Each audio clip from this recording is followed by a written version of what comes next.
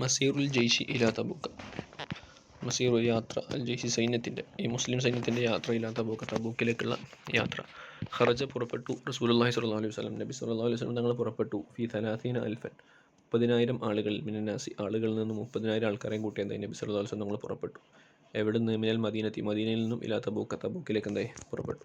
വക്കാന അതായിരുന്നു, അതെന്ന് പറഞ്ഞാൽ ഈ സൈന്യം ആയിരുന്നു, അക്ബറ ഏറ്റവും വലുതായിരുന്നു, ജയ്ഷിൻ സൈന്യങ്ങളിൽ വെച്ച് ഏറ്റവും വലിയ സൈന്യമായിരുന്നു. എങ്ങനെയുള്ള സൈന്യം? ഖറജ അവിടുന്ന് പുറപ്പെട്ടു, ബിഹി അതും ആ സൈന്യത്തെയും കൊണ്ട്, ഫി ഗസ്വത്തിൻ ഒരു യുദ്ധത്തിൽ. നബി സല്ലല്ലാഹു അലൈഹി വസല്ലം തങ്ങൾ പുറപ്പെട്ട എല്ലാ സൈന്യങ്ങളിലും വെച്ച് ഏറ്റവും വലിയ സൈന്യമായിരുന്നു ഈ തബൂക്കിലേക്ക് പുറപ്പെട്ട സൈന്യം എന്നാണ് പറയുന്നത്. വനസല അങ്ങനെ അവിടെ നിന്ന് ഇറങ്ങി, ബിൽ ഹിജിരി, ഹിജർ എന്ന സ്ഥലത്തെത്തി. ഏതാണ് സ്ഥലം? ദിയാരി സമൂദ, സമൂദ് ഗോത്രത്തിൻ്റെ നാടാണ്. ദിയാർ എന്ന് പറഞ്ഞാൽ വീടുകൾ എന്നൊക്കെയാണ് അർത്ഥം, താമസ സ്ഥലം. സമൂദ് ഗോത്രത്തിൻ്റെ താമസ സ്ഥലമായ ഹിജർ എന്ന സ്ഥലത്തെത്തി. അഖ്ബറഹും അവിടുന്ന് അവരോട് വിവരം പറഞ്ഞു, അതായത് നബി സല്ലല്ലാഹു അലൈഹി വസല്ലം തങ്ങൾ മുസ്ലിങ്ങളോട് വിവരം പറഞ്ഞു. ബി അന്നഹ നിശ്ചയമായും അത്, ഈ സ്ഥലം ഹിജർ എന്ന് പറയുന്നത് എന്താണ്? ദിയാറുൽ മുഅദ്ദബീൻ, ദിയാറു സ്ഥലമാണ്, താമസ സ്ഥലമാണ്, അൽ മുഅദ്ദബീന ശിക്ഷിക്കപ്പെട്ടവരുടെ താമസ സ്ഥലമാണെന്ന് പറഞ്ഞു. വഖാല എന്നിട്ട് അവിടുന്ന് പറഞ്ഞു, ലാ തദ്ഖുലൂ നിങ്ങൾ പ്രവേശിക്കരുത്, ബുയൂത്ത വീടുകളിൽ, വീടുകൾ എന്ന് പറഞ്ഞ സ്ഥലത്ത്, അല്ലദീന ഒരു കൂട്ടരുടെ.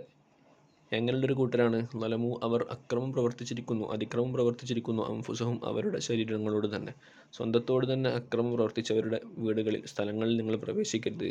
എന്തായിട്ടല്ലാതെ? ഇല്ലാവ അന്തും നിങ്ങളായിട്ടല്ലാതെ, ബാക്കൂന കരയുന്നവരായിക്കൊണ്ടല്ലാതെ, കരഞ്ഞുകൊണ്ടല്ലാതെ അവിടത്തേക്ക് നിങ്ങൾ എന്താവരുത്?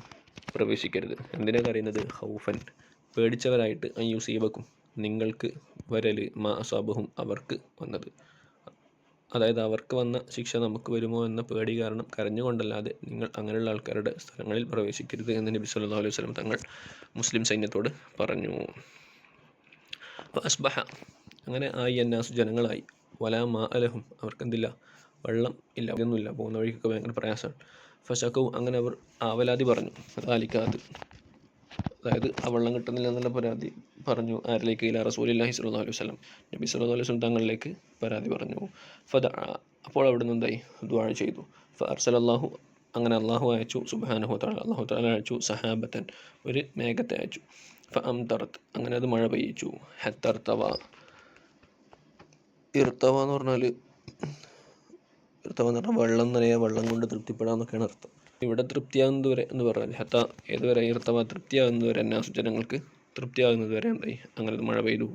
വഹ്തമലു അങ്ങനെ അവർ നിറവേറ്റി, ഹാജതഹും അവരുടെ ആവശ്യം, മിനൽമായി വെള്ളത്തിനാലുള്ള അവരുടെ ആവശ്യം എന്തായി?